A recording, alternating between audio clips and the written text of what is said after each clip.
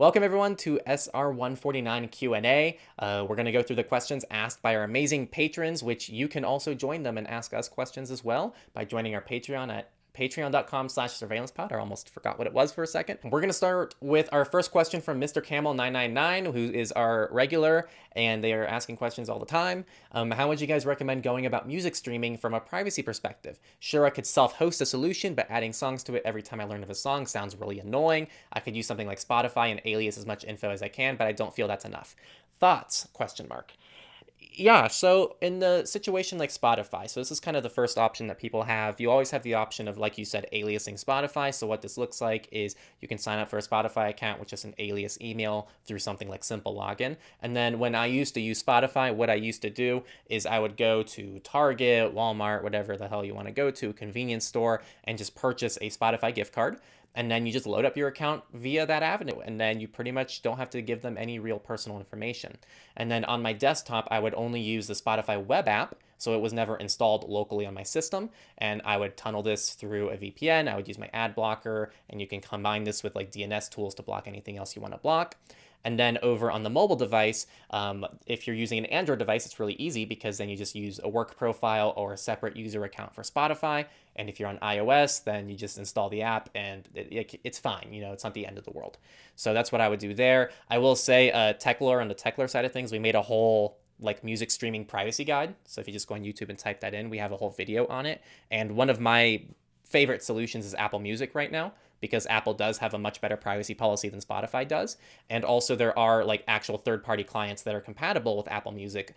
For example, Cider, which is an open source client for your desktop. So you can actually use an entirely open source music streaming software on Mac OS. And Apple Music also has web apps as well if you just want to use the web app. But I actually really don't mind Apple's privacy policy for Apple Music specifically. At least I think it's better than most things you'll find out there. So that's what I think. I don't know if Nate has other experiences.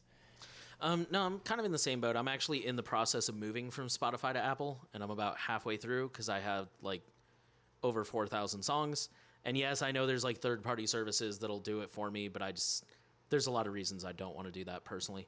Yeah, just looking at the privacy labels in the Play Store, and for the record, we're well aware like the privacy labels are not the end-all be-all, but it's kind of like privacy policies in general. It's never going to be better than that, you know? If they promise they're collecting everything, it's never going to turn out like, oh, they're collecting nothing. Like, it might be worse than that, but it's certainly not going to be better.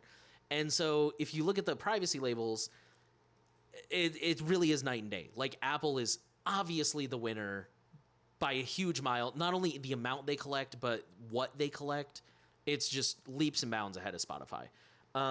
That said, I got to be honest, other than the actual mobile app, Apple Music is trash. Using it on the desktop, I haven't tried Cider for the record, but using it on the desktop requires iTunes, which came out when I was in high school and has not changed one bit. It will randomly stop playing songs, and then I have to go to the task manager and kill it and restart it. I noticed if I tried the web app on both mobile and desktop, it only plays like the first, I don't know how many, but like the first number of songs I noticed.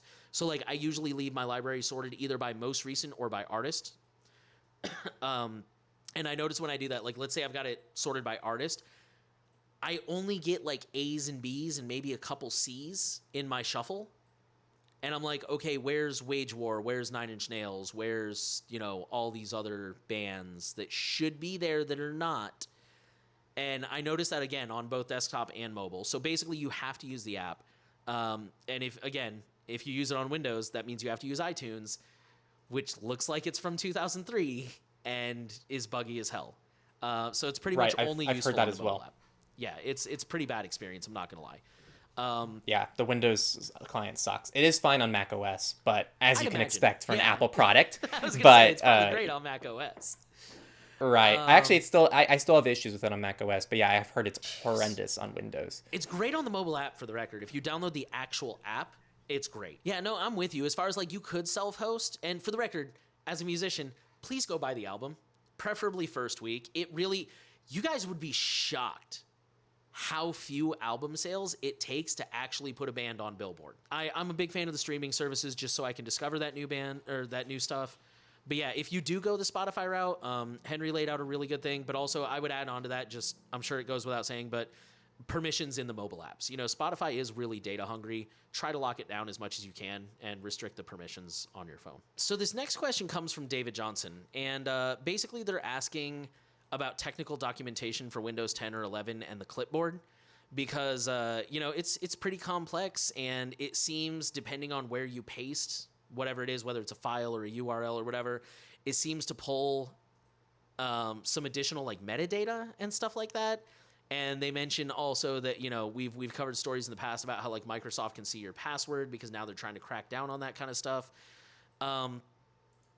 The short version is I don't know of any technical documentation. I did do a quick Brave search, and admittedly, like when I say quick, I mean like real quick. Like I didn't even really click a lot of the links. I just kind of saw what some of the stuff that popped up was. It wasn't super helpful. I did want to take this minute. The reason I wanted to address this question is because I think this would be a really good question to ask other privacy people.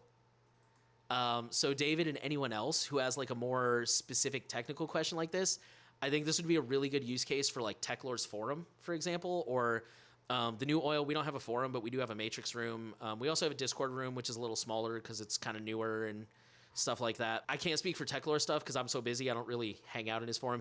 Henry's always giving me crap, like, when are you going to sign up for the forum? But I know at least in the New Oil room, like I ask people questions, I ask questions from people there sometimes. Like there's some really knowledgeable people that know more than I do, and like sometimes I'm like, hey, I have this thing with Nextcloud, and like 3 people are like, oh, I use Nextcloud, what's up? Or like, I've installed it before, or like, I've used that server, that OS, that thing. So, I guess what I'm trying to say is like, I don't have an answer to this specific question, but I think this would be a really good time for people, you and people with questions like this, to find one of those privacy communities and try asking there, because I guarantee you somebody somewhere knows. Yeah, the reason why we're saying this is neither of us have much to add. We're not very knowledgeable on this specifically. And just to add on to what Nate was saying, I learned from my own forum as well. There's a lot of people there who know a lot of things and they're familiar with things that I'm not familiar with. And so I learned from my forum. People learn from me in my forum. I love the forums. And then I'm sure Nate has a similar experience in his community as well. So that's where these communities can be really nice because we don't know everything. But yeah, that's really it for the week. I hope you all enjoyed the Q&A. And if you like this, definitely support us on patreon.com/surveillancepod. Definitely a fun way to give back to this podcast if you enjoy what we're doing. And you also get to join the Q&A next week. And that's really about it. We'll see you in the next following surveillance report in the weekend. Peace out.